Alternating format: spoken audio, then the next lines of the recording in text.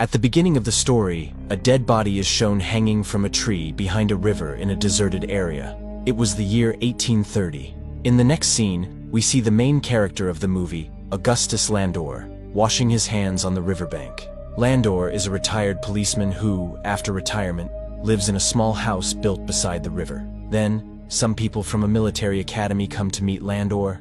Actually, the dead body shown at the beginning of the movie belonged to a student of that academy, and they wanted Landor to investigate the case. Landor had solved many complicated cases during his time in the police force, which earned him great respect from the top officials of the city. Because of this, the captain of the academy personally came to his house to pick him up. After reaching the academy's office, the captain praises Landor, saying that the governor himself has decided to bring Landor in to solve the case. Although Landor was a very successful policeman, in the past few years, he had faced a mountain of sorrow in his personal life. His wife had died 3 years ago, and his daughter had run away from home with someone. Because of this, he began to feel very lonely. Due to his loneliness, Landor started drinking and became dependent on alcohol. The colonel was already aware of the problems in Landor's personal life, so he felt uneasy about giving him such a big responsibility in this difficult situation. However, putting his personal problems aside, Landor asks the colonel the reason for calling him there. The colonel tells him that a student of the academy named Fry had committed suicide the night before, but that wasn't what was troubling the colonel and the captain. The real problem was that when Fry's body was brought to the hospital, someone had removed his heart from his chest.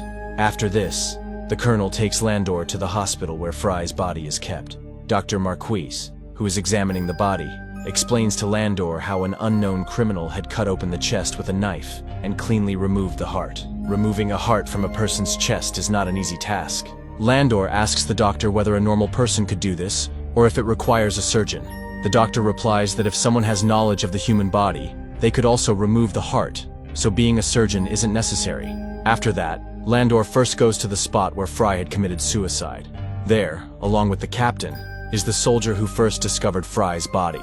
When Landor questions the soldier, he says that while patrolling the area last night, he heard someone screaming. When he followed the sound, he found Fry's body hanging from a tree. The soldier further says that Fry was hanged last night, but his feet were still touching the ground. Hearing this, Landor asks him if he saw anyone else nearby. The soldier replies, "No." Landor then smiles and tells him he can leave. After this, Landor and the captain return to the hospital. Landor examines the body himself and discovers a deep wound on the back of Fry's head. He also finds injuries on Fry's hands, which were probably caused when he tried to free himself while being hanged. From this, it can be assumed that Fry didn't kill himself, but someone forcibly hung him on the tree. Meanwhile, the doctor arrives. When Landor and the doctor look at the injury on Fry's head, the doctor is surprised that he didn't notice such a serious wound before. Then, Landor and the doctor open Fry's clenched fist and find a piece of paper inside with some letters written on it. The doctor is shocked that such important information had escaped his attention. The paper Landor found could be a big clue. He takes the letter and prepares to leave, but the captain stops him. The captain asks Landor to investigate the case secretly. He doesn't want the academy's reputation to be ruined because of Fry's murder. He also strictly warns Landor not to drink any alcohol until the case is solved. Landor had already become infamous in the city as a drunkard. After agreeing to all of the captain's conditions, Landor begins his investigation. He returns to the place where Fry's body was found and starts searching for clues. While investigating, a student from the academy shows up. The cadet's name is Edgar. Edgar tells Landor that he has also been trying to investigate Fry's case in his own way, and he believes that Fry's killer is a poet. Saying this, he leaves. Later, Landor questions the constable who was guarding Fry's body in the hospital when the heart was stolen. The constable tells Landor that he was on duty until 2:30 a.m. At that time, an officer came and discharged him. However, because it was dark, the constable couldn't see the officer's face. Landor is surprised to hear this. The constable also mentions something strange. He noticed that the officer didn't have a rank badge on his shoulder, which is normally a matter of shame for any officer. This makes Landor even more puzzled, so he goes to a bar to calm his mind. Landor knew the bartender, Patsy, very well. Today, Patsy was feeling a bit upset. When Landor asks her the reason for her worry, Patsy tells him that she knew Fry very well and is very saddened by his death. She adds that only a few special people in the academy knew about Fry's death. Landor is surprised and asks Patsy how she came to know about the incident. Patsy points to a man sitting in the bar. Landor sees that it's none other than Edgar, the same person who had told him that Fry's murderer was a poet. Landor asks Edgar why he said that. Edgar, in his poetic style, says that only a poet could think of committing a crime like stealing someone's heart. He adds that he himself is a poet, so he knows how a poet thinks. Landor realizes that Edgar is speaking under the influence of alcohol. As Landor is about to leave, Edgar stops and tells him a secret. Some time ago, Fry had a fight with his roommate, but no one knows what the fight was about. The next day, Landor and the captain bring in 2 soldiers for questioning. One of them was Fry's roommate. Landor asks him about the fight between him and Fry. The roommate replies that there was never a serious fight between them. He says that Fry had fallen into bad company, and he was only trying to guide him back onto the right path. They had a small argument about this. However, Fry's roommate didn't know who those bad friends were. Fry never shared their names with him. Landor takes his statement and allows him to return to his room. After this, they question another soldier named Stoddard, who was the last person to meet Fry before his death. When Landor asks him about Fry, Stoddard says that Fry was in a hurry that night and was sneaking away from the officers. Fry didn't tell him where he was going. He only said that he had some important work. While Stoddard was telling this, his face turned pale, which made Landor suspicious of him. At that time, Stoddard wasn't feeling well, so Landor gave him permission to leave. Just then, an officer brings a message for the captain. It said that someone had taken out the hearts of a cow and a goat the night before. After reading this news, the captain becomes furious and, to prevent any more killings, he declares a complete lockdown of the academy. However, Landor and Edgar meet outside the academy, ignoring the rules. Landor had assumed that Edgar must have known Fry well, but Edgar says he had never even met Fry. Landor then proposes working together to solve the case. Edgar immediately agrees. After that, Landor gives him the letter found in Fry's hand and asks him to try to understand and complete the incomplete words written in it, then leaves. That night, Edgar visits Landor's house and tells him he has decoded part of the letter. According to the letter, the killer had written it himself and invited Fry to the place where he would be killed, under the pretense of some important work. This clearly meant that Fry knew the killer well. That's why he agreed to meet without hesitation. Landor is very impressed by Edgar's observation, but there were still some incomplete parts in the letter, so Landor and Edgar work together to decode them. After trying for a long time, they conclude that the person who sent the letter was likely a woman. They believe that a young boy would only leave the academy at such a late hour for a woman. Edgar tells Landor that if the killer is a woman, then he might have seen her before. Edgar then shares a secret about his life. He says that his mother died 20 years ago, but her spirit still talks to him. She recites poems to him every night, which Edgar writes in his diary. One morning he wrote a poem about a sad girl who had committed a crime. That same morning, Edgar saw a girl outside his window who looked exactly like the one described in the poem. That's why Edgar thought that the girl might be the killer. He says he only saw the girl once. However, all of this sounds unbelievable to Landor, and he begins to think that Edgar is mad. Later that night, while Landor is in the arms of the bartender Patsy, he asks her about Edgar. Patsy tells him that Edgar is a good boy, and he has no one in this world. That's why he feels his mother's presence in everything, just to feel like she's still with him. Hearing this, Landor feels very sorry for Edgar, because he understands what it's like to be alone in the world. The next day, while Landor is investigating something at the hospital, a thought strikes him. Why would someone want to keep another person's heart? After thinking deeply, Landor begins to believe that this murder may be connected to black magic. He writes a letter to Edgar, asking him to meet at an old, deserted house. By chance, Landor finds evidence of black magic in the house, along with a demonic symbol. By the time Edgar reaches there, Landor finds out that the killer was taking out the hearts of people and animals for black magic rituals. After learning this, Landor and Edgar immediately go to one of their friends who knows a lot about black magic. Landor's friend tells him to take out a book from the bookshelf. The book was written by a famous witch hunter. It was written in the book that one of the rituals to please the devil is to offer the heart of a hanged man to the devil. Along with this, the friend tells Landor that many years ago there was a famous witch hunter named Henry Leclerc, who had killed about 700 witches. He had written another book in which he described a ritual to become immortal. However, nobody knows where that book is now. After this, Landor tells Edgar to go and make friends with the soldiers and try to find out who among them knows about black magic. Edgar does exactly that. he becomes friends with a group of soldiers and learns that the doctor's son, Artemis, knows about black magic. On some excuse, Edgar meets Artemis and becomes friends with him. One day, Artemis invites Edgar to a party. Edgar tells everything to Landor as well. From then on, Landor and Edgar start investigating Artemis together. That night, Edgar goes to Artemis's party, where some of Artemis's friends are also present. Edgar befriends them by reciting colorful poetry to them. While talking, Edgar learns that Artemis and his friend Bellinger both knew Fry very well. He also finds out that Fry was in love with Artemis's sister, but she betrayed him in love. On the other hand, while Landor was sleeping, he heard someone crying.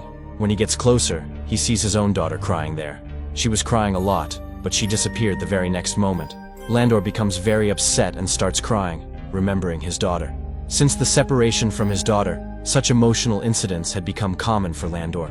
The next morning, during Fry's funeral, Fry's mother comes to Landor and gives him Fry's diary, hoping it would help with the investigation. Everything inside the diary was written in a secret code.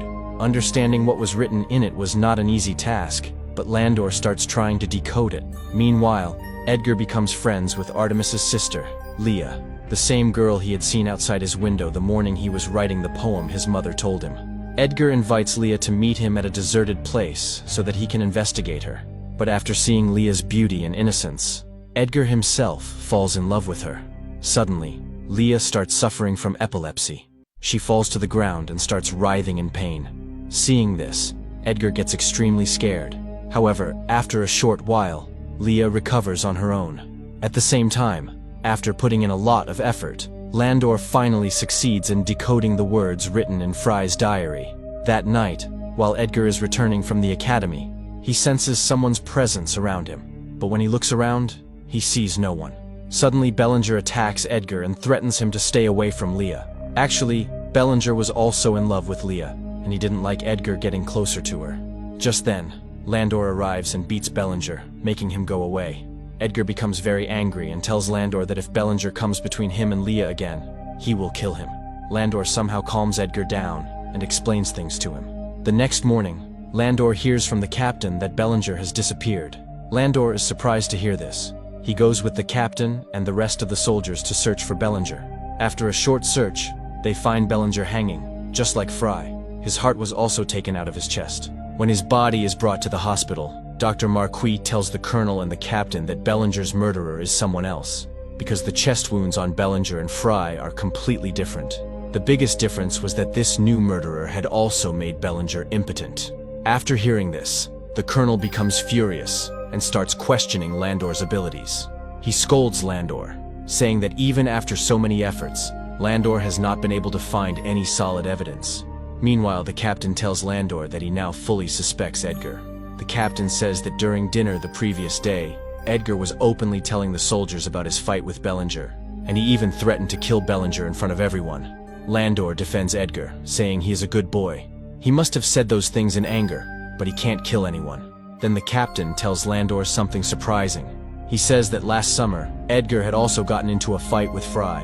The colonel adds that he would have arrested Edgar a long time ago, but there is no solid evidence against him. Hearing this truth about Edgar, Landor is stunned. Once, Landor had asked Edgar about Fry, but Edgar clearly said he didn't know Fry. Now Landor goes straight to Edgar to ask the questions running through his mind. He scolds him angrily and tries to get the truth out of him. In his defense, Edgar says that ever since he joined the academy, he has had fights with dozens of boys because many people made fun of him for his face or personality. But he never let the feeling of revenge grow in his heart. Hearing Edgar's words, Landor also feels satisfied and believes that Edgar is innocent. Later that day, Dr. Marquis organizes a dinner at his house to mourn Bellinger's death. He invites both Landor and Edgar. Everyone is having dinner when suddenly Artemis forgets his manners and starts speaking rudely to Landor. Actually, he suspects that Landor had secretly searched his room. That's why he keeps insulting Landor. Seeing this behavior, Artemis's mother gets angry at him and leaves the dinner table. Right after her, Leah also gets up and leaves. However, the doctor apologizes to Landor for his family's rude behavior and offers to make a drink for him to lighten the mood. While the doctor is preparing the drink, Landor notices a magic book on his shelf. Seeing it, Landor begins to suspect the doctor. He decides to investigate the doctor and asks him if his daughter is sick. The doctor tells him that his daughter, Leah, has a dangerous disease that causes her to live in constant fear. Because of this illness, she hasn't married yet. While they are talking, Artemis comes to call them to listen to Leah's piano performance. But Landor says he wants to get some fresh air, and uses the moment to sneak away and search Artemis's room. Meanwhile, Edgar forgets everything else, and gets lost in Leah's piano tune. He had fallen so deeply in love with Leah, that he was ready to do anything for her. On the other hand, Landor finds a coat in Artemis's room that does not have a rank on its shoulder. Landor remembers the Academy guard had mentioned that the officer who granted him leave wore a coat just like that. Then, Mrs. Marquis arrives there and is also surprised to see that coat. Landor takes the coat downstairs. The doctor says it belongs to his dead brother, and he doesn't know how it ended up in the house. Landor tells him that the coat was found in Artemis's room. Before Artemis can say anything, the captain arrives and says that another soldier named Stoddard is missing from the academy. Stoddard is the same boy who last saw Fry and nervously gave a statement to Landor. After hearing this, Landor immediately goes with them to search Stoddard's room. After searching the room, Landor tells everyone that Stoddard wasn't kidnapped. He ran away from the academy on his own. Landor says this because Stoddard's belongings were also missing from the room. Landor guesses that Stoddard, Bellinger, and Fry were good friends, and after seeing how Fry and Bellinger died, Stoddard got scared that he would be next. That's probably why he ran away in fear. Because of the coat found in Artemis's room, everyone starts suspecting him of being the killer. But Landor still doesn't have solid proof against Artemis, so he asks the colonel for some more time to gather evidence. Meanwhile, Edgar goes to Leah and recites his poem to her. Leah then takes him out for a walk. On the other side, Landor visits his friend again and learns that Henry Leclerc, the man who wrote the book on immortality, was actually a devil worshipper. Landor's friend also shows him a picture of Henry Leclerc. Landor suddenly remembers that he has seen this painting somewhere else. He immediately rushes to the doctor's house. He had seen that picture of Henry there, because he had seen the book of black magic in the doctor's house, which was probably written by Henry. Also, Henry's painting was hanging on the wall. Landor now suspects that the doctor's entire family is behind all the mysterious incidents happening in the city. His doubts turn into certainty when he holds the magic book in his hands. It was indeed written by Henry. Landor threatens the doctor and tries to force him to tell the truth. The doctor becomes frightened and begins to confess everything. The doctor tells Landor that his daughter Leah has a serious illness and only has about 3 months left to live.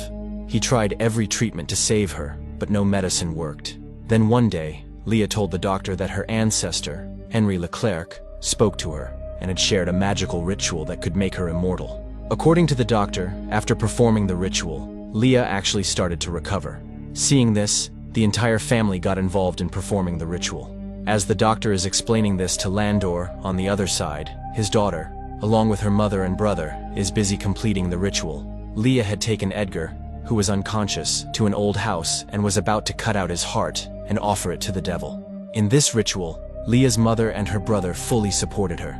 Leah had Fry's heart in her hand, which she offered to the devil. After that, she placed Edgar's blood on her forehead and began reciting a spell. Meanwhile, after questioning the doctor, Landor learns that Leah and Artemis are about to kill Edgar. So, he starts running toward the house. On the other hand, Edgar had opened his eyes, but he was still not fully conscious. He knew that Leah was going to kill him, but he loved her so much that he was ready to sacrifice himself to keep her alive. After this, Leah continues reciting the magic spell and moves forward to take out Edgar's heart. But before she can harm Edgar, Landor arrives. All three of them get scared when they see Landor and warn him to stay away by threatening him with a knife. Just then, a candle falls and sets the house on fire. A scuffle begins between Artemis and Landor. Leah keeps reciting the spell, but suddenly, a burning wooden beam falls on her and badly injures her. Seeing this, Artemis runs to save Leah. Taking advantage of the moment, Landor carries Edgar out of the burning house. Artemis and his mother were focused only on Leah when suddenly, a burning part of the house collapsed on them. Landor manages to save the doctor's wife, but Leah and Artemis are burned to ashes. Seeing Leah die, Edgar is deeply shocked. After this, Edgar is admitted to the Academy Hospital safely. It's revealed that Dr. Marquis had already resigned. The captain and the colonel thank Landor for solving the mystery and apologize for ever doubting him. After completing his duty, Landor returns home. But this story does not end here. A few days later, Edgar comes to Landor's house, fully recovered. He says he has found out something about Landor's daughter's death. Saying this, he walks inside. Edgar is very angry with Landor because he has discovered a secret that Landor had hidden from the world. The handwriting on the letter Landor had once written to Edgar matches the handwriting on the letter found in Fry's hand. This means Landor was the one who wrote the letter and lured Fry to the place of his death. To understand why Landor did this, Edgar began investigating. He learned from Patsy that one night, when Landor's daughter was returning home from a party, 3 rogue cadets from the academy raped her. After knowing this, Edgar understood that Fry was definitely involved in that crime. But now, Edgar wanted to hear the whole truth directly from Landor, because by now, he already knew too much. So, Landor began telling him everything. Actually, Landor's daughter hadn't run away with anyone. Because of the terrible crime committed against her, she had taken her own life by jumping off a mountain. To get revenge, Landor had been secretly looking for the culprits. He had already received Fry's locket from his daughter, so Landor knew that Fry was one of the 3. To kill Fry, he wrote a letter in Patsy's name and called Fry out of the academy. Then, Landor knocked him unconscious with his weapon, and later hanged him from a tree. He had also asked Fry for the names of the other 2 boys, but Fry didn't reveal anything. Then, Landor heard someone approaching, and he had to run away. Landor was lucky, because that same night, the doctor had taken out Fry's heart for a black magic ritual. It felt as though even God was helping Landor in punishing his daughter's rapists. Even the colonel had chosen Landor to investigate Fry's death. Landor took advantage of that and claimed it was a case of black magic to hide his own crime. He then worked to frame the doctor's family, who were already obsessed with superstition. To make the whole case look like black magic, Landor had removed the hearts of animals himself. While decoding Fry's diary, Landor discovered the name of the second culprit, Bellinger. After that, he killed Bellinger and took out his heart too, so that it would seem like another black magic ritual, just like Fry's murder. Landor had beaten Bellinger and forced him to reveal the name of the 3rd culprit, Stoddard. But before Landor could kill him, Stoddard ran away from the academy in fear. Edgar asks Landor why he didn't punish Stoddard. Landor replies that he no longer has the courage to commit another murder. He only hopes that wherever Stoddard is, he lives with guilt for the rest of his life. In this way, Landor very cleverly took revenge while fooling the entire military academy. And Landor didn't regret what he had done, because he did it all for his daughter. But Edgar's heart was shattered by Leia's death. That's why he takes Landor's letters to the colonel as evidence. But then he realizes that this punishment wasn't enough for the monsters who had done such a horrible thing to Landor's daughter. Thinking this, Edgar burns the evidence. After all this, Landor had nothing left, except the memories of his daughter. That's why, in the end, he goes to stand at the top of the mountain, to reunite with his family. Friends, if you liked this video and got lost in the story while watching, then please subscribe to support us, so we can keep bringing you more videos like this. Thanks for watching.